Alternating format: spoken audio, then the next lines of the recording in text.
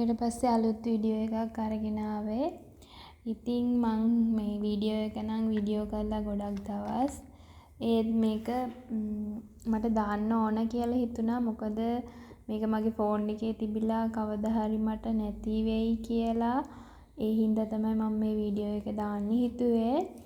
මේක ඇවිල්ලා මේ වීඩියෝ එක අපේ එනායා අපේ චුටිදු ඉස්කෝලේ ගිය පළවෙනි දවස. ඉතින් ඒ දවස මතකයක් විදියට මට තියාගන්න ඕනේ වුණා. ඉතින් මෙන්න මේ විදියට එයාගේ හැමදේම පොත් බෝතල් බෑග් එක මේ හැමදේම මම ලස්සන මතක විදියට වීඩියෝ කරා. මොකද කවදා හරි එයා ලොකු වෙලා එයා දවසක එයාට ආස හිතෙයි මේ දේවල් බලද්දී. ඉතින් සමහර විට අපේ ෆෝන් වල මේ හැමදේම නැති වෙන්න පුළුවන්. ඉතින් ඒත් යම්කිසි දවසක එයාට අම්මා තාත්තා එයා වෙනුවෙන් කරපු දේවල්, එයා චුටි කාලේ කරේ මොනවාද, ඒ දේවල් දැනගන්න ආස වෙයි කියලා හිතලා තමයි මම එයාගේ මේ දේවල් මේ විදිහට වීඩියෝ කරලා ෆොටෝස් ගහලා මතකයක් විදියට ෆෝන් එකේ මං තියාගත්තේ.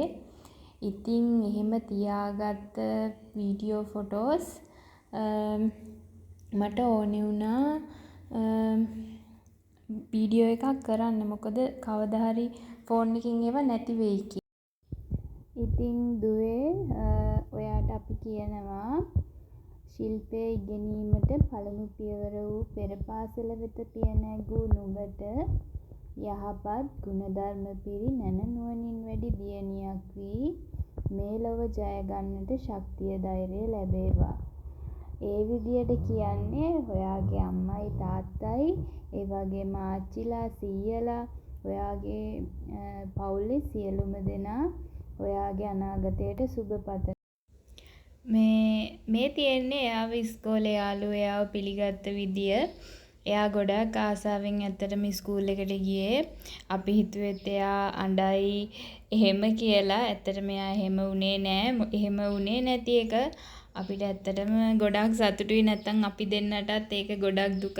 එයා අඬලා ඉන්න බෑ එහෙම කිව්වනම්.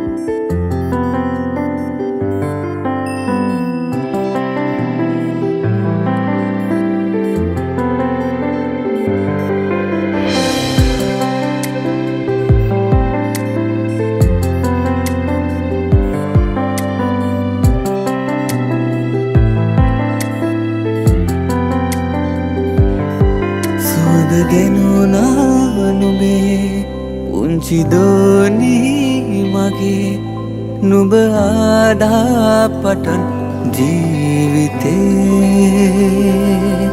සිනාහඬකින් නුඹේ තුරු කළේ තුක මගේ මල් පිපේවා දිවි ගමනේ නුඹේ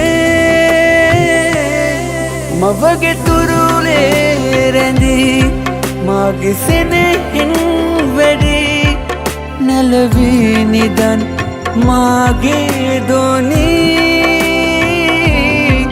මෙතෙකයි කීමට හැකි සතුටක් නෑ නුඹ වැනි සුර කුමාරියකි මාගේ දෝනී